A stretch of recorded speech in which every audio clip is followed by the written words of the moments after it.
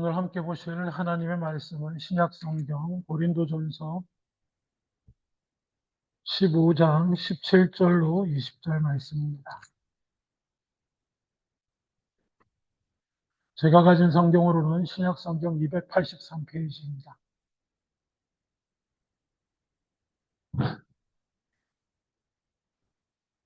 고린도전서 15장 17절로 20절 말씀 잘 들리시죠? 네, 감사합니다. 제가 봉독합니다. 그리스도께서 다시 살아나신 일이 없으면 너희 믿음도 헛되고 너희가 여전히 죄 가운데 있을 것이요 또한 그리스도 안에서 잠자는 자도 망하였으리니 만일 그리스도 안에서 우리가 바라는 것이 다만 이 세상의 삶뿐이면 모든 사람 가운데 우리가 더욱 불쌍한 자이리라. 그러나 이제 그리스도께서 죽은 자 가운데서 다시 살아나서 잠자는 자들의 첫 열매가 되셨도다. 아멘. 아멘. 지난 한 주간 모처럼 햇살이 쨍해였습니다. 그러셨나요? 700은 그랬죠, 그죠? 호프도 햇빛이 쨍했던 걸로 압니다. 그렇지 않습니까? 쨍한 햇살 가운데 여러분은 어떠셨습니까? 4월의 그 밝은 햇빛이 기쁨과 감사를 여러분에게 주셨습니까?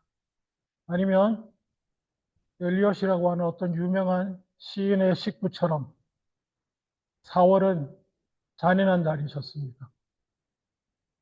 그 찬란한 햇빛이 4월의 햇살이 여러분에게 무엇을 주었습니까? 저는 이 얘기를 괜히 하는 게 아니고 제가 좀 따스한 햇볕을 보면서 4월의 모처럼 빛나는 햇살을 보면서 자꾸 내가 왜 이러지라는 생각을 좀 하는 한 주간이었어요.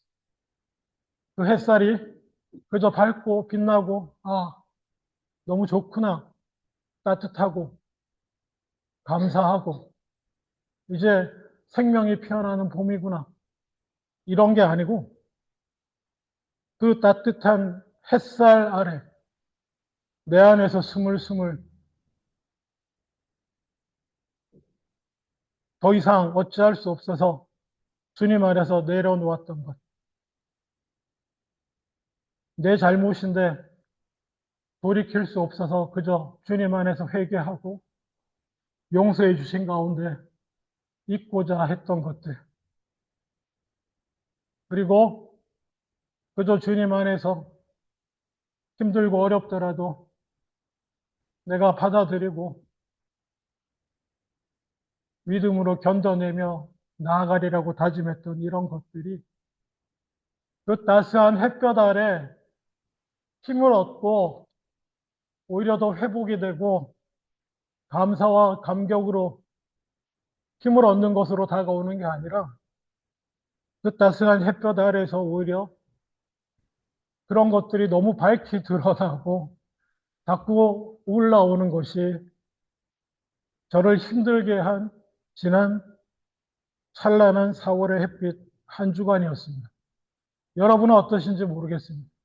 저는 발버둥을 쳤습니다. 주님, 이 햇볕이, 주님이 허락하신 이 봄날의 햇볕이 감사와 감격이 되게 하여 주시옵소서.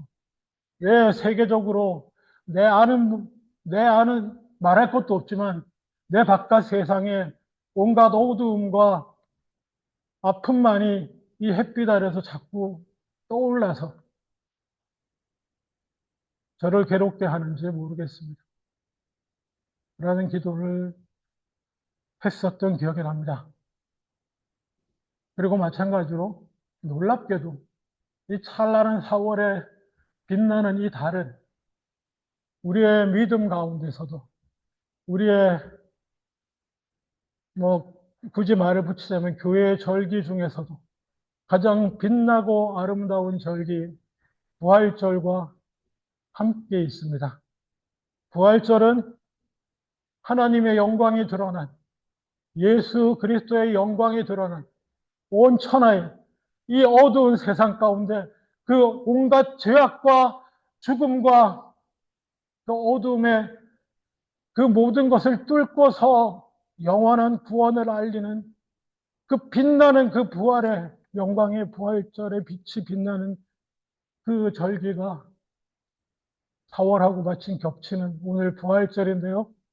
여러분, 그 부활의 빛이 여러분에겐 어떻게 다가가고 있습니까? 혹시 지난 한 주간 이 4월의 햇살이 저한테 준 것 같은 그런 것으로 이 빛나는 부활절의 이 부활의 영광이 여러분에게 그렇게 다가가지 않습니까? 뭐, 제가 오늘 부활절 설교 제목이 조금 불경하긴 합니다. 뭡니까? 부활? 그래서, 그래서요.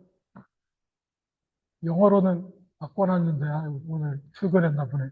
Resurrection, so하고 so what이 정말 다르더라고요. Resurrection, so는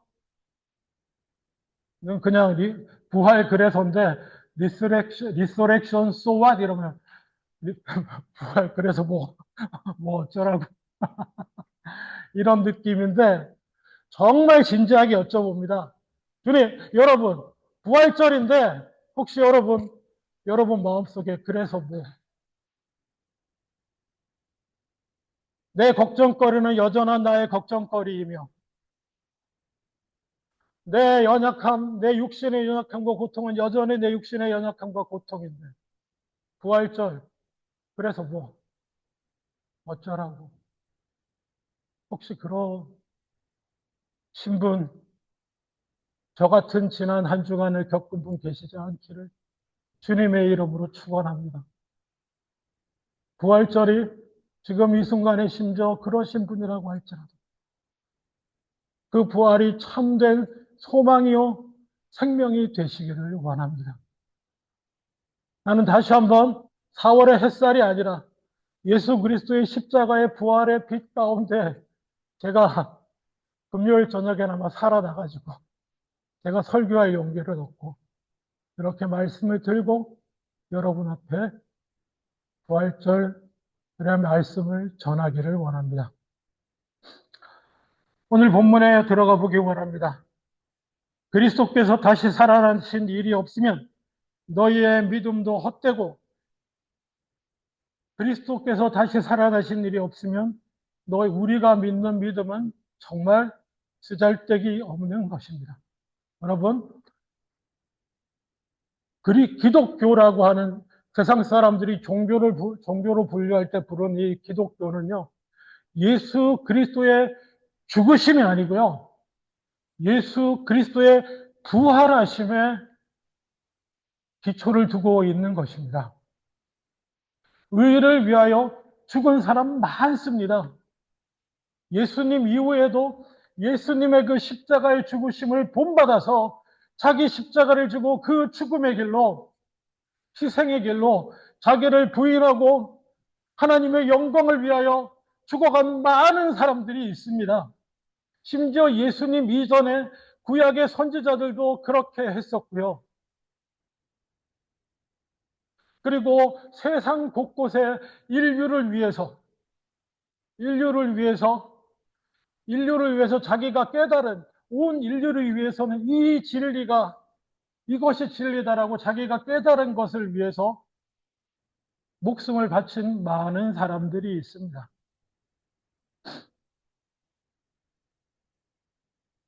죽은 사람도 있긴 하죠. 근데 말입니다. 다시 살아나신 분은 예수 그리스도밖에 없습니다. 예수님이 십자가에 달려 죽으신 것 참으로 귀하고 중요합니다. 우리 죄를 위해서 피 흘려 죽으신 것 정말 중요합니다. 근데 그러고만 끝났으면 아무 일도 더 이상 일어나지 않았습니다. 제자들도 따르던 스승님을 잃었고 구세주라고 믿고 따르던 귀한 말씀을 전해주던 우리에게 모처럼 주신 큰 선지자를 잃었고 그래서 그냥 뿔뿔이 흩어지는 것으로 끝날 수밖에 없습니다. 성경이 보여주고 있는 것처럼 뿔뿔이 흩어지잖아요. 이제 뭐 하겠습니까?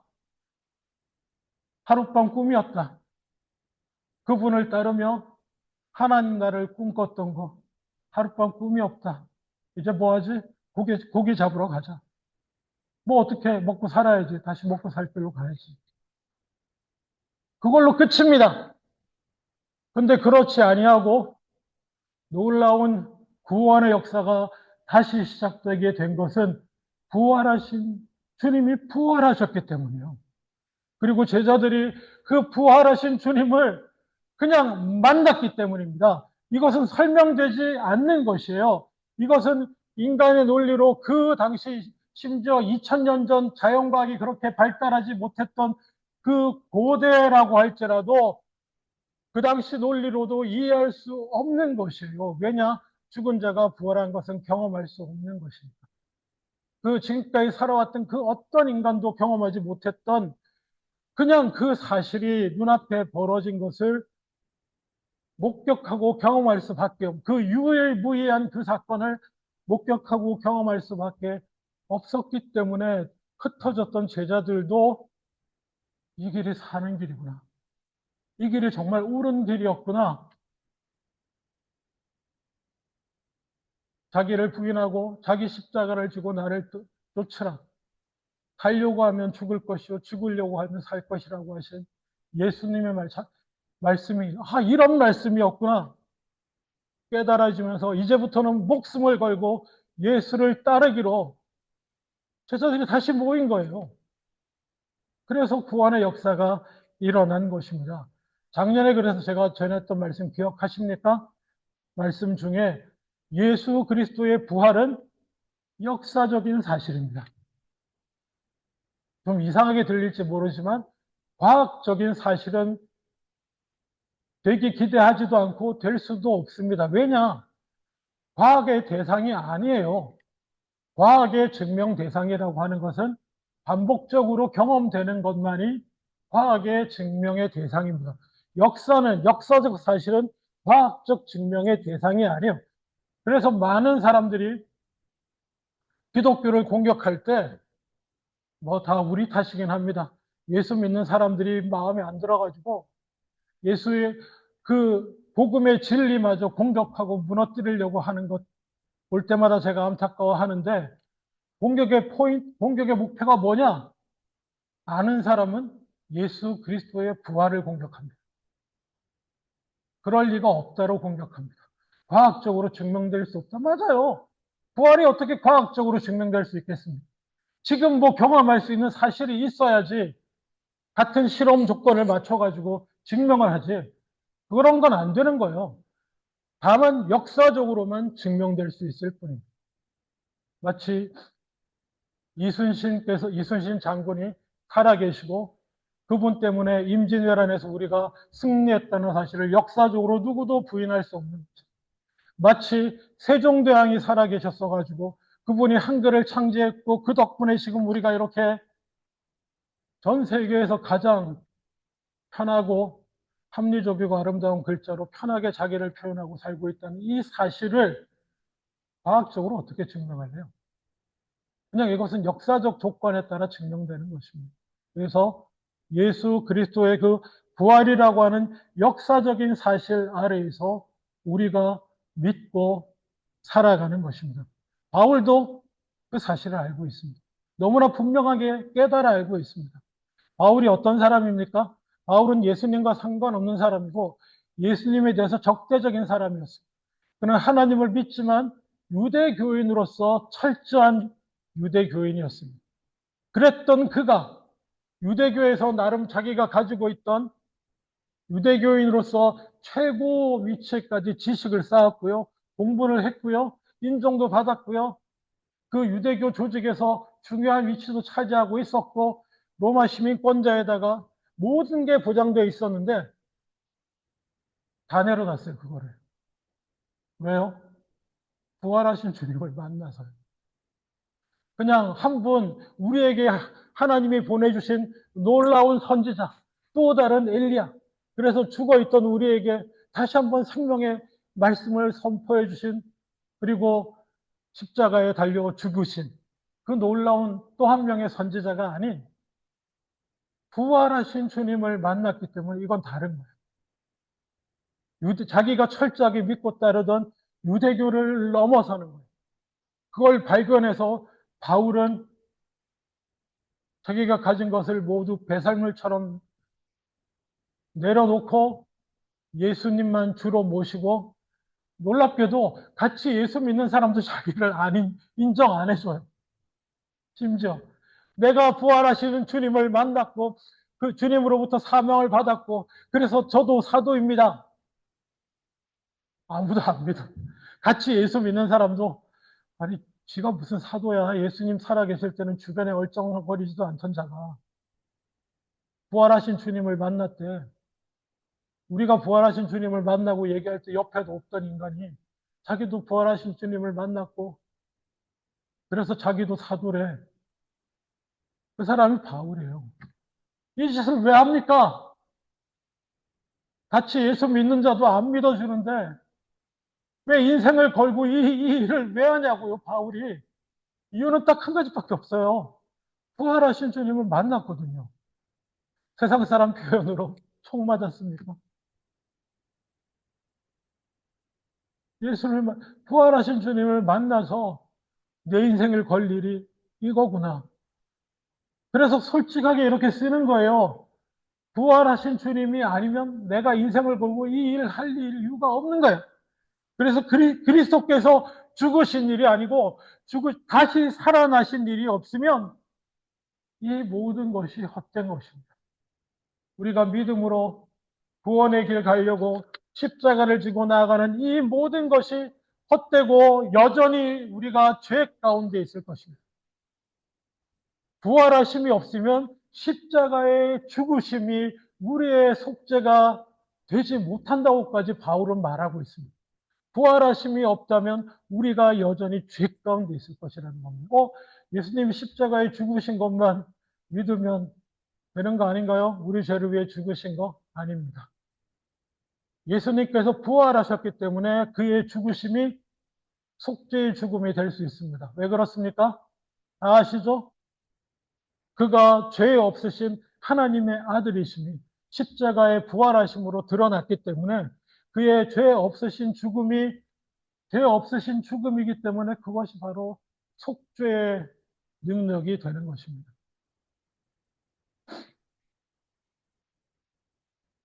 부활하심이 없으면 아무것도 아닙니다. 그리고 그리스도 안에서 잠자는 자도 망했습니다. 예수 안에서 믿음 안에서 죽었다고 하더라도 부활이 없다고 한다면 그냥 그걸로 끝입니다. 그리고 19절에 그리스도 안에서 우리가 바라는 것이 다만 이 세상 삶뿐이면 모든 사람 가운데서 우리가 더욱 불쌍한 자이리라. 바울은 너무 솔직합니다. 바울의 솔직함이 너무나 잘 드러납니다. 부활이 없다고 한다면 이렇게 하나님의 나라를 꿈꾸며 이곳에서 자기 자아를 성취하며 자기를 실현하고 자기가 꿈꾸는 것 이루는 데 최선을 다하며 해보고 싶은 것 다 해보기를 소망하고 살기를 포기하고 주님 뜻을 이루기에 최선을 다하고 그렇게 자기를 부인하고 자기 십자가를 지고 이 땅에서는 다른 것 바라지 않고 영원한 하나님의 나라를 꿈꾸며 사는 바울 자신의 삶을 포함해서 우리의 모두의 삶은 안 믿는 세상 사람들이 볼 때 어떤 인생입니까? 불쌍한 인생이죠. 왜 저러고 사니? 제가 이걸 리얼하게 경험했던 게 제가 조이 선교회 대학부를 섬길 때 전체 수련회가 여름에 있는데 그때 친구도 초청하고 믿지 않는 형제 자매들도 초청하고 그래요. 제가 아는 연세대 한 귀한 자매가 자기도 나중에 예수 믿었거든요. 자기 여동생을 이제 그때 대학교 1학년인가 2학년 이제 입학한, 대학교 입학한 자기 여동생을 어찌어찌 구워 삶아가지고 수련회에 데리고 왔어요. 복음도 듣고 이 분위기에 변화되기를 원하면서 그랬는데 일찍 나갔습니다. 수련회 강사님들 중 한 분이 나가실 때 따라 나가겠다고 저 차 타고 나갔어요.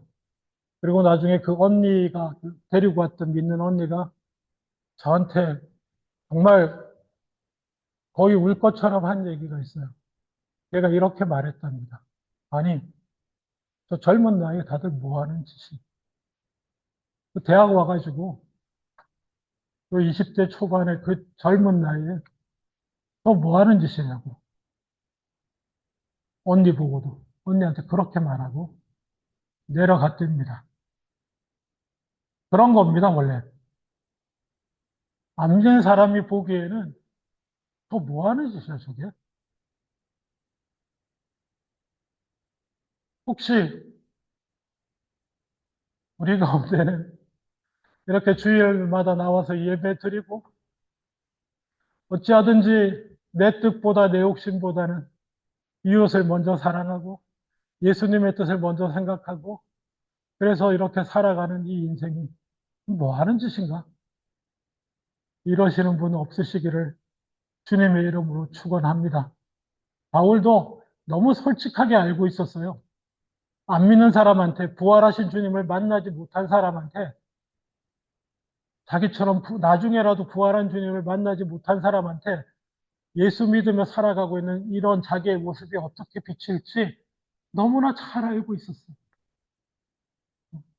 불쌍해 보일 겁니다. 불쌍할 자일 겁니다. 뭐 하나 적어도.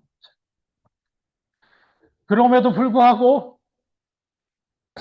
20절 그러나 이제 그리스도께서 죽은 자 가운데서 다시 살아나사 잠자는 자들의 첫 열매가 되셨습니다.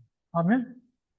불쌍한 자처럼 보일지라도 저는 제가 좋아하는 영어 번역은 이게 좋습니다. 그러나 이제라기보다는 the fact is 이겁니다.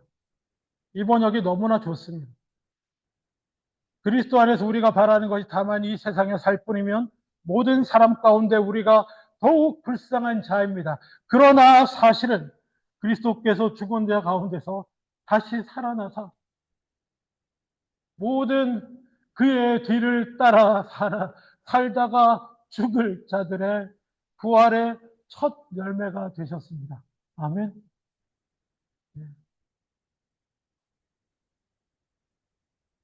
예수 그리스도의 부활은 그 중에 부활이 갖는 가장 큰 의미 중에 하나는 뭐냐면 누구든지 나를 따라오려거든 자기를 부인하고 자기 십자가를 지고 나를 쫓으라고 말씀하신 그 예수 그리스도의 뒤를 따라가는 자들에게는 예수님을 따라간다는 게 뭡니까? 예수님 어디까지 가셨어요? 십자가에서 죽으시는 데까지 가셨어요. 십자가를 지고 가는 것은 예수님 십자가 앞까지 가는 게 아닙니다. 죽는 데까지 가는 것입니다. 아멘. 그렇게 죽는 데까지 갔을 때 예수님과 같이 예수님이 죽으신 예수님을 하나님이 살리신 것처럼 살리신 이유가 뭐예요? 첫 열매로 보여주신 건 뭐예요? 너희도 이렇게 살면 내가 살리리라. 하나님이 우리에게 보여주시는 가장 강력하고 빛나는 메시지인 줄로 믿습니다. 너희가 그렇게 사는 것, 세상 사람들이 왜 저러고 사나 너희를 욕하고, 아니, 욕하지도 않아요. 왜 그렇게 사는지 이해 못 하더라도 십자가를 지고 자기를 부인하고 그렇게 살아가는 너희들을 내가 예수 그리스도를 살린 것처럼 너희도 이 부활에 동참해서 영원히 살게 하실 것임을 하나님께서 보여주신 것이 부활의 사건인 줄로 믿습니다. 그럼에도 불구하고, 그럼에도 불구하고 아직도 부활이 그래서 뭐 계신 분이 혹시 계십니까? 한 가지만 말씀드릴게요. 저도 그런 경험 많이 합니다. 정말 어떤 때는 4월에 찬란한 햇빛이 저에게 잔인한 경험만 하는 것처럼 그리스도의 부활 사건도 그 부활의 빛나는 영광도 어떤 때는 제게 아무런 소용도 없고 걱정과 근심과 낙심과 변함없는 고통 가운데 있는 내게 아무런 도움이 안 되는 경험을 저도 한 적이 많습니다. 네, 그래서 이해합니다. 그럼에도 불구하고 말입니다. 제 자신을 돌아볼 때 말입니다. 왜 그렇게 되는가? 왜 그 부활이 내게 아무런 소용없는 것이 아무런 의미도 없고 거의 믿지 않는 자의 마음이나 똑같은 마음으로 부활을 보게 되는 이유는 무엇인가? 그 이유는 갈라디아서 2장 20절에서 찾았습니다. 내가 그리스도와 함께 십자가에 못 박혔나니 그런 적 이제는 내가 산 것이 아니요 오직 내 안에 예수께서 사신 것이라. 이제 내가 육체 가운데 사는 것은 나를 사랑하사 자기를 버리신 예수 안에서 사는 것이라. 이 말씀이 뭐냐 하면요. 내가 죽지 않으면 예수님이 십자가에서 자신을 못 박아 죽으실 때 그 뒤를 따라 나도 날마다 십자가를 지고 가는 삶으로 나를 십자가에 못 박아 죽이지 않은 사람은요, 예수님의 부활이 아무런 의미가 없어요. 뭔가 감동이 안 되나? 목사님이 부활 설교를 뭔가 멋있고 근사하게 하셔가지고 부활이 내 영혼에 감동이 되고 힘이 되고 그럴 수 있으면 좋겠습니다. 제가 그런 능력이 안 되네요. 부활이 그렇지만 한 가지 성경 말씀을 전해드리면 이겁니다. 자기를 십자가에 못 박아서 예수님과 함께 죽은 사람은 부활이 그리스도와 함께 살아나는 그 부활이 예수 그리스도의 십자가 부활이 진정한 감사요, 기쁨이요, 영광이요, 소망이 될 줄로 믿습니다. 그래서 바울은 자기는 날마다 죽겠다고 했습니다. 자기는 날마다 십자가를 지고 죽음의 길로. 실제로 죽음의 길이었지만 바울은 실제로 죽을 수 있는 예수님 때문에 죽을 수 있는 길을 십자가를 지고 갔지만 왜 자기를 십자가에 못 박았기 때문에 그게 가능한 거든요. 우리는 날마다 예수 믿는다고 뭐 죽일 일이 있습니까? 없어요. 없으면 부활이 영원히 우리의 것을 경험되지 않습니까? 아니요.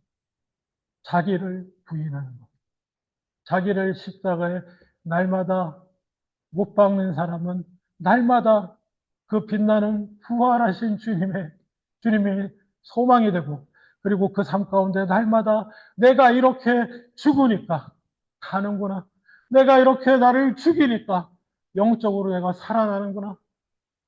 그 부활의 능력을 날마다 경험하며 살아가게 되실 줄로 믿습니다. 말씀 뵙겠습니다. 이 부활절, 이 귀한 아침에 다시 한번 자기를 부인하고 십자가에 못 박아 부활의 영광이 진정으로 내 영광이요, 내 기쁨이요, 내 감사가 되시는 저와 여러분 다 되실 수 있기를 주님의 이름으로 축원합니다.